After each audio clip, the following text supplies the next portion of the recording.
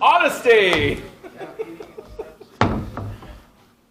Have a good one, y'all. All right. Let the torture commence. So, 4 bars, 4/4 rhythm. It's been a few weeks since we've done rhythm, so we're going to stretch those old rhythm muscles in our brain. We're going to make it sit there and do some bench presses. It's going to be wonderful and perfect and beautiful, and you are going to ace it, probably. Don't worry. I think you guys will do fine. This will be very much a review thing for you guys. You guys ready?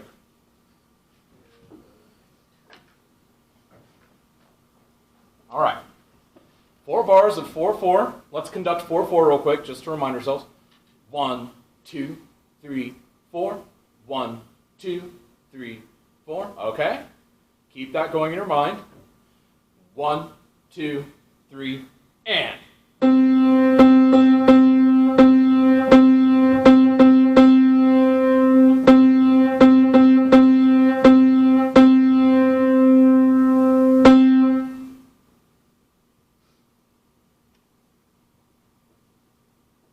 Second time. 1, 2, 3, 4.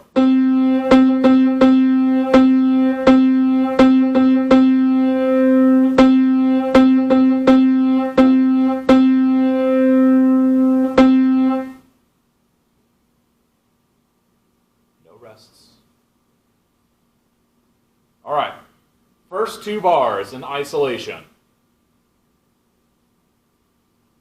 3, 4.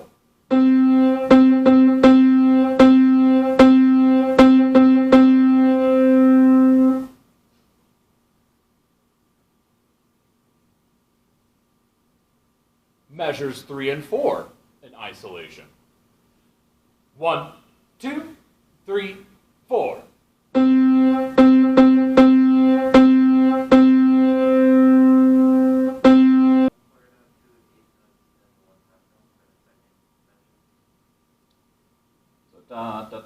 Yep, that checks out. All right, who wants to help me out for the last bar? I think you were on to it, Dylan.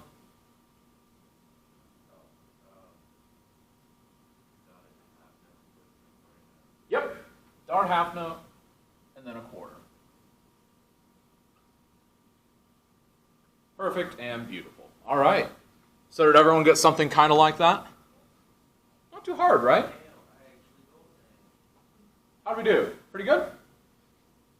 Pretty okay? Not terrible. Good.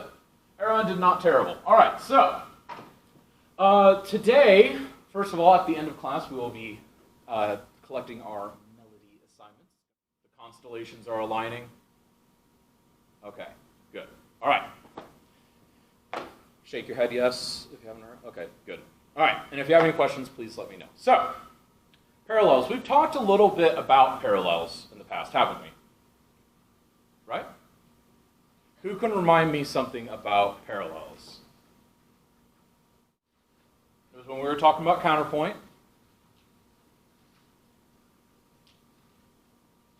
What kind of motion is parallel motion? What's it look like?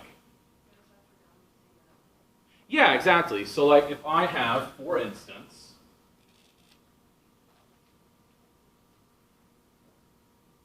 a fifth right here, and move up like this to another fifth, that is a parallel fifth. You can also have parallel thirds, parallel sixths, etc., etc.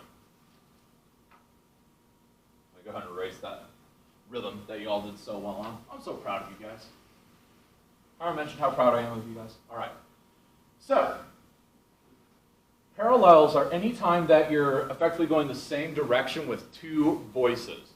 Not necessarily 2 separate notes, but 2 voices. And these voices are not always going to be right next to each other. Because as we discussed, whenever we're talking about choral music or just general 4-part harmony, we have 4 parts, right? Who can remind me what they are, top to bottom? What's the topmost voice called? Soprano. Soprano. Followed by? Then? Tenor. Then? Bass. Good. All right, so those are the 4 voices that we have. Now, we have to be able to identify this stuff in a four-part texture. So let me show you what I mean by that. So if I have a grand staff here, and then let's just say I have this guy, this guy. Actually, you know what? We'll keep this guy right here. There we go. That kind of works. A, C, and E.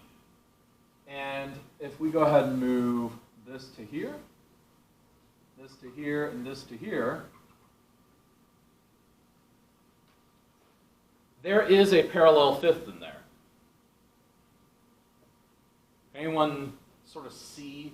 Does anyone have like super secret theory eyes that they can see where the fifth is? So you can't just look between adjacent voices, because this one's actually kind of hidden a little bit. And this isn't a parallel fifth, sorry, this is a parallel octave. My apologies. This is a parallel octave in here. So we've got this guy, that's an eighth, an octave, and this guy, also an octave. And so we just have kind of a secret parallel eighth in there, right? And we've also, of course, got a parallel third. But there's a reason we're not worried about the parallel third. It's because the parallel third is actually kind of pleasant and it's not objectionable. So let me show you what I mean. So if I play, it kind of sounds like two voices in harmony with one another. Whereas if I have the perfect octave, it's not really in harmony. Kind of like we talked about at the end of last week, how it kind of ends up being a little bit almost like it's just the same instrument reinforcing on each other.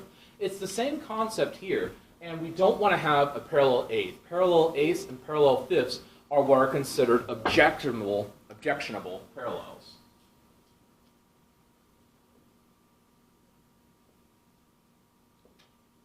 Objectionable parallels.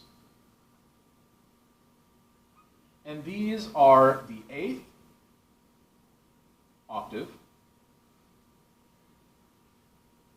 or the fifth. Specifically, the perfect fifth and perfect eighth.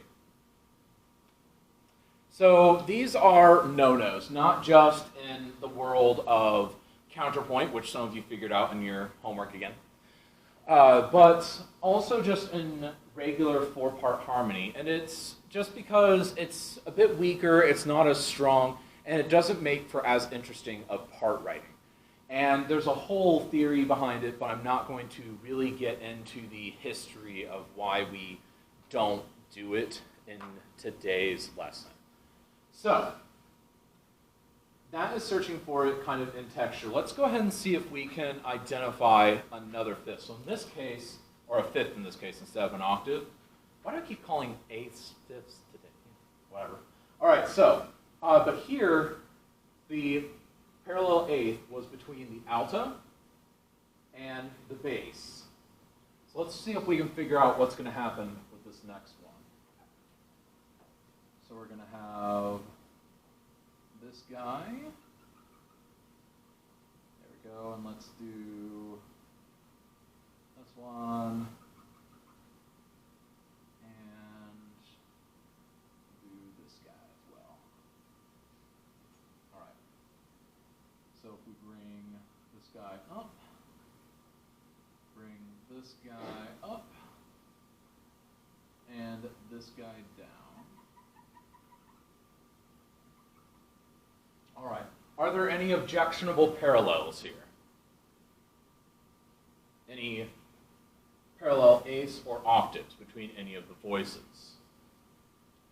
And so for this exercise, what we have to do is we have to sort of break it down. And we have to ask ourselves, okay, what are the options here? So let's just start at the bottom, in the bass line. And let's figure out its possible options. So you can combine bass plus tenor, bass plus alto,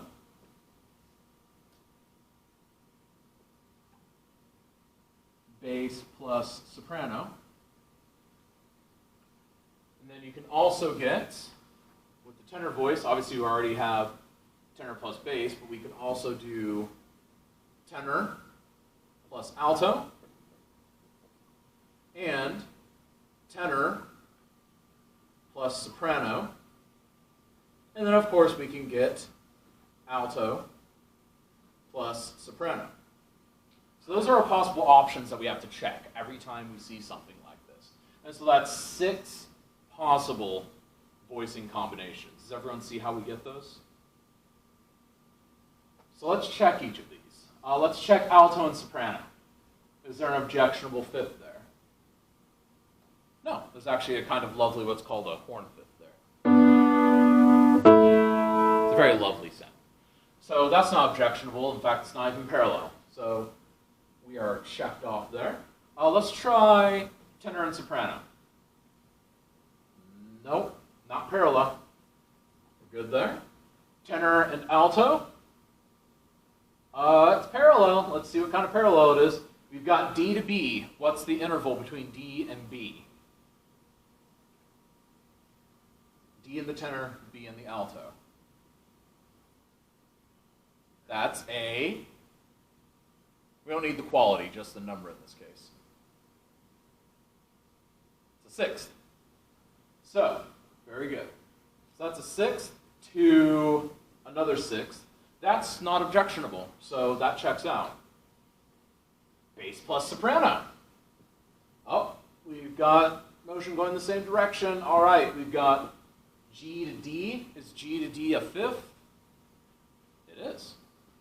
G to D is a fifth. It's separated by an octave here, but it is still considered a fifth.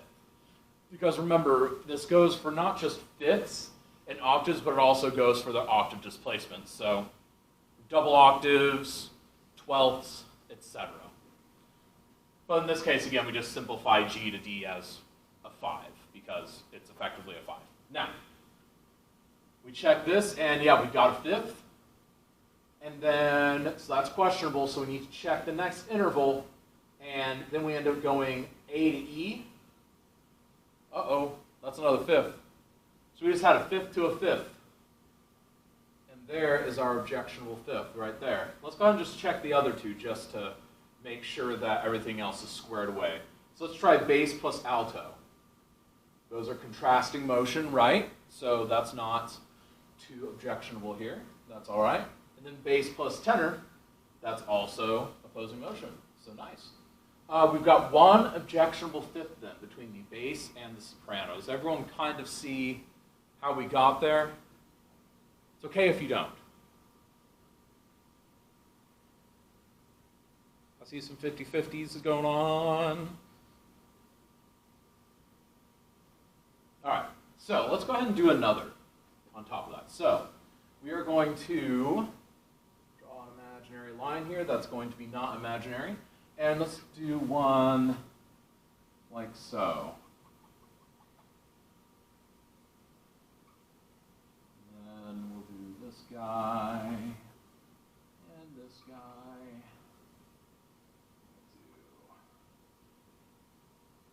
Let's do this one. Let's do you, and then we'll do you, and you.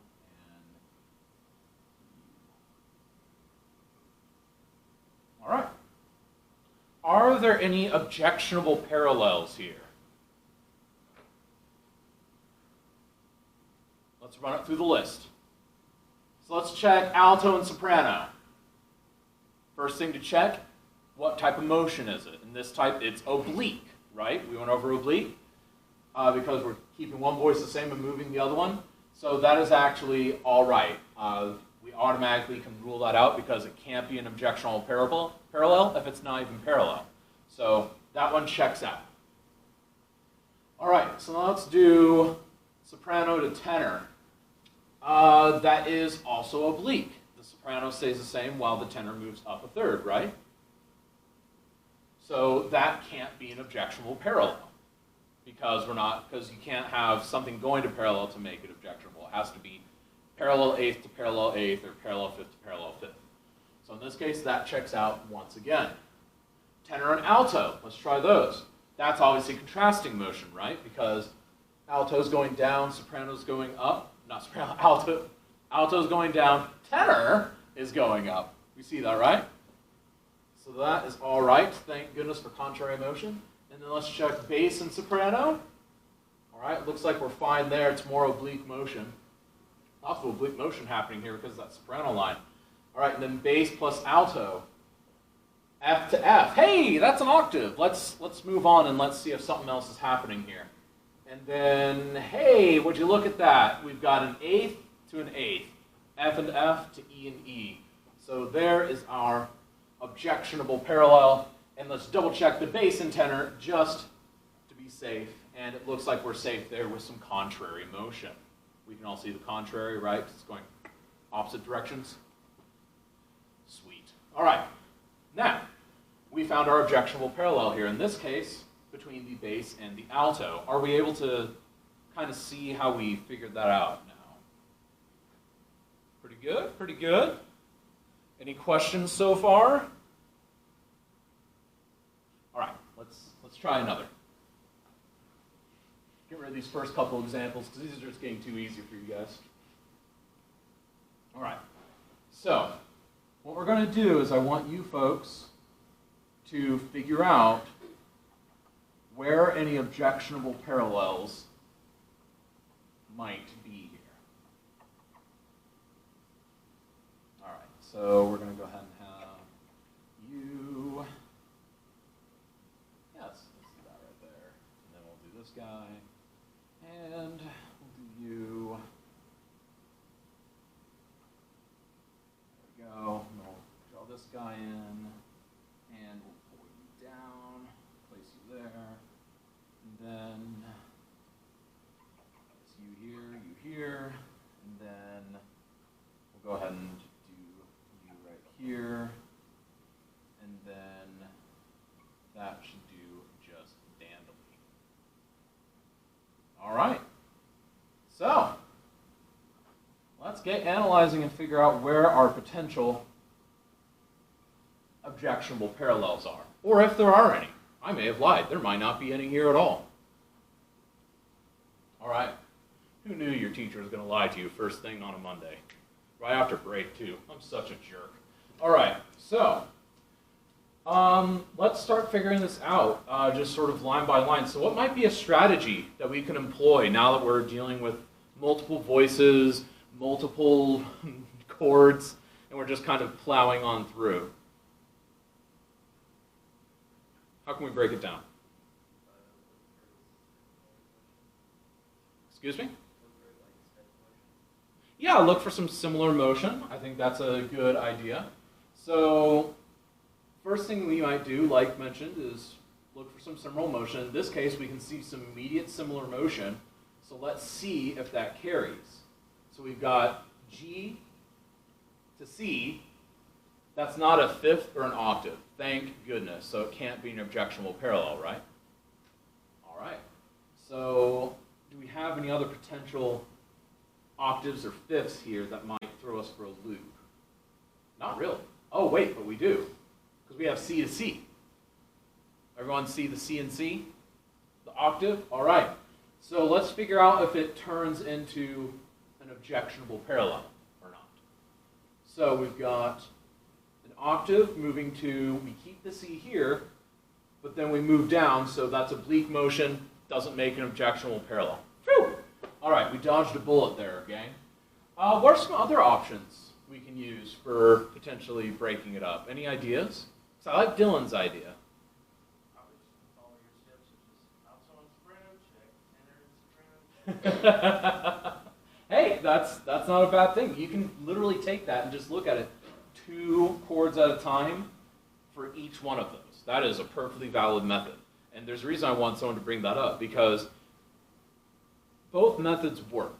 Like going through and looking for the parallels and then seeing if they're objectionable or not works, or going note by note, chord by chord also works. What's important is that you find the method that works best for you. I will say, unless you're really comfortable with identifying this stuff quickly, I would recommend going this method, because it can really save your bacon, and it can make sure that you check, double check, and triple check things as you go. Or you can do both. So, in this case, we're going to go ahead and pick up War's method for a moment.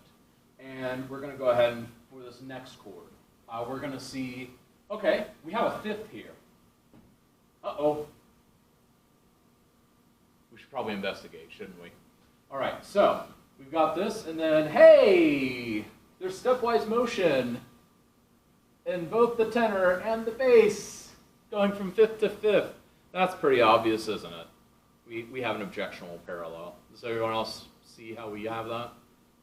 We've got a 5 to a 5 between the tenor and bass, just sliding right up there. Just slides on in. So there's one.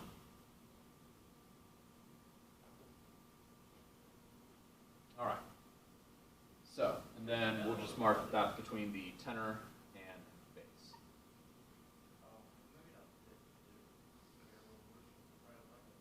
There is. You're talking about this? Between the soprano and alto? That is parallel, but it's not objectionable. We like parallel thirds. Parallel thirds are nice. As long as you actually hit the middle part with your middle finger and don't miss it. But War might unintentionally be onto something. Let's take a closer look at that alto line. Are there some other voices we could compare it to?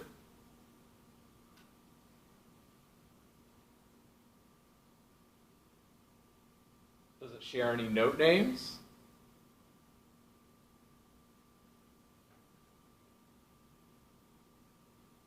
We've got F and F, right?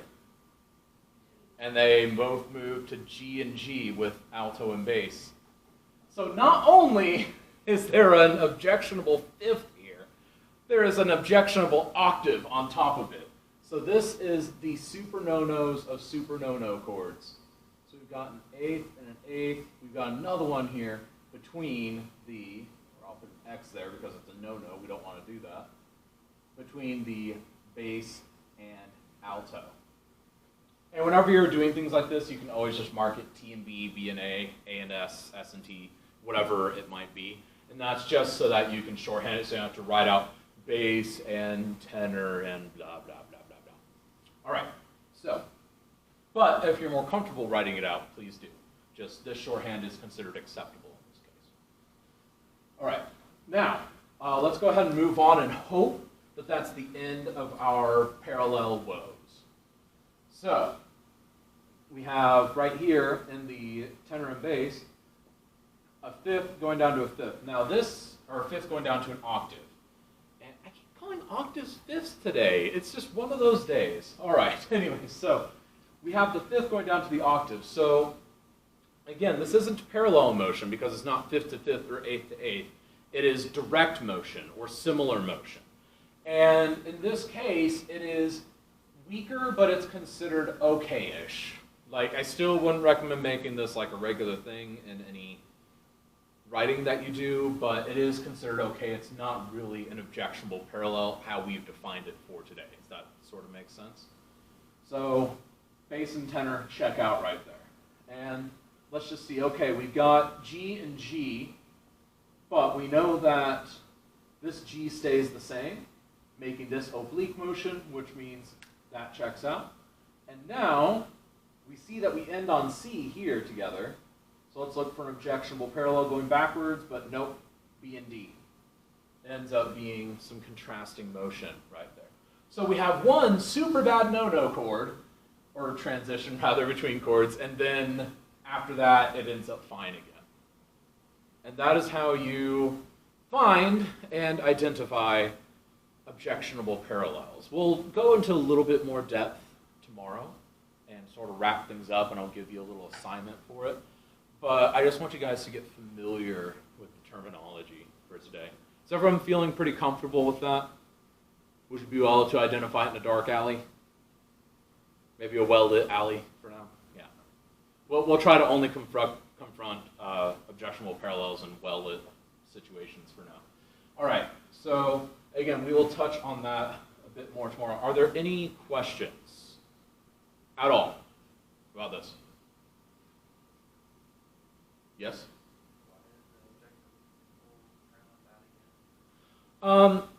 There's a few reasons. One of the reasons is it's just kind of poor voice leading practices. We talked about this a little bit with our counterpoint, but just imagine for a moment. So here's the difference between some contrasting voice work. So.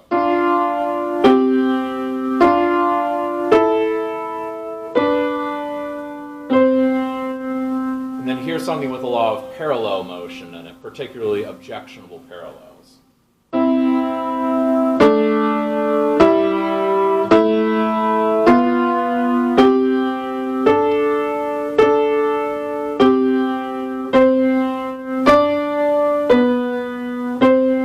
It's just weaker. Any other questions? Yes? That? Oh, you're going to make me play it. Okay. It's going to be hard because it's also like behind me. Okay. What G is that even? Okay, it says G. And then I've got like, oh, I put this piano in just the wrong place for today. You did this on purpose. All right. You're doing this because I made you give me a melody, aren't you? All right. So here's the first one.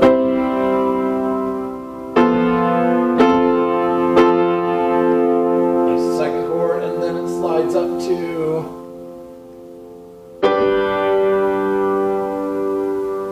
And then that holds, and then that goes up. Yeah, there we go. That was really hard to do with my neck craned like that. I can barely play piano as is, and then I do that, it's like... But, yeah. So, I do think that that was interesting, though, because due to the fact that we had two objectionable parallels on top of each other, it was much weaker, that voice leading. And you guys will learn ways to get around that in Chapter 6. And it's also something that's an acquired skill over time. There are, like, for instance... a lot of composers will begin with a lot of mistakes of doing that, and theorists will even begin with a lot of mistakes of this, but you'll eventually get to the point where, kind of like you know not to use an apostrophe after it's, depending on the situation, it kind of becomes like that, to where you just know not to do it, and you'll just instinctively be like, okay, well, in order to avoid this parallel, I'm going to go using something called chord tones and all that, but that's next semester. That's next semester. All right, so any other questions? That was a really good question.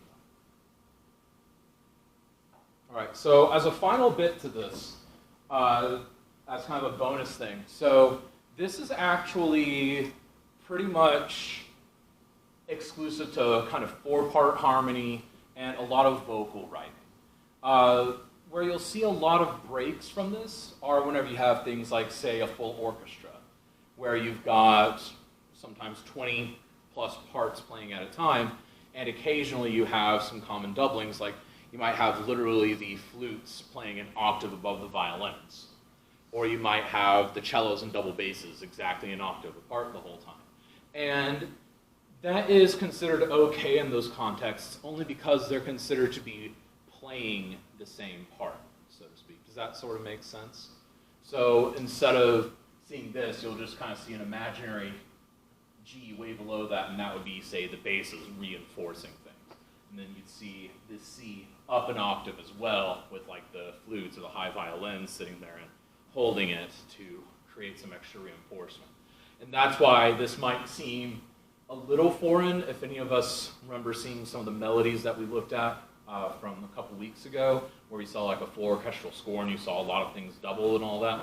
That's the reason why you'll see it doubled in those contexts, because again, we're kind of learning this in just the 4-part harmony, chorale, choral type of writing. That makes sense? All right.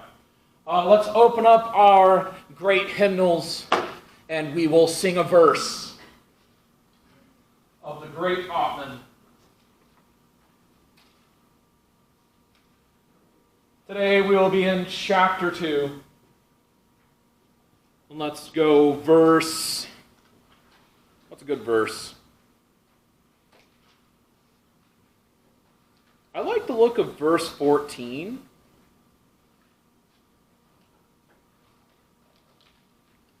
I also like the look of verse 18. Let's do verse 18. So, chapter 2, verse 18 from the Ottman. Everyone go, Ottman. That was a bad joke, I'm sorry. All right, we all have chapter 2, 2 dot, whatever this is, 2.18 up. 2.18. All right, so we are in bass clef. Yeah, bass clef rejoice. All right, so what key are we in? C. All right, what is our lowest note? C. We start and end on C. And what is our highest note going to be? G. Let's go ahead and sing a scale on Do, Re, Mi just to kind of warm up. Do, Re, Mi, Fa, Sol, La, Ti, Do, Ti, La, Sol, Fa, Mi, Re, Do. One more time. Do, Re, Mi, Fa, Sol, La, Ti, Do, Ti, La, Sol, Fa, Mi, Re,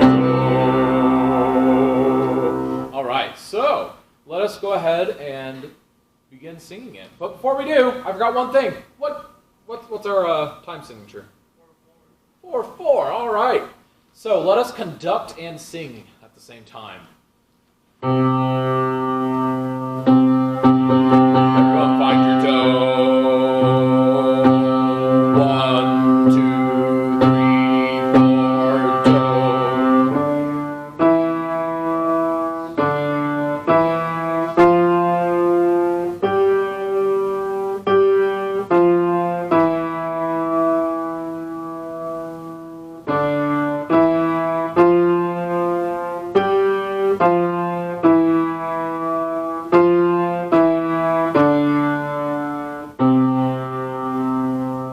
Now just you guys without me, nice and loud and proud. I want Boyle to be able to hear you from his office. 1, 2, 3, 4.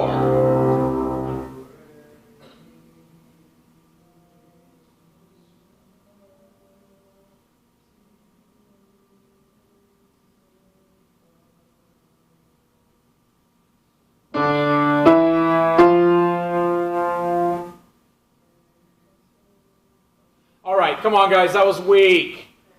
Half of us dropped out after 2 bars. All right, come on, we can do it. 1, 2, 3, 4. Keep conducting.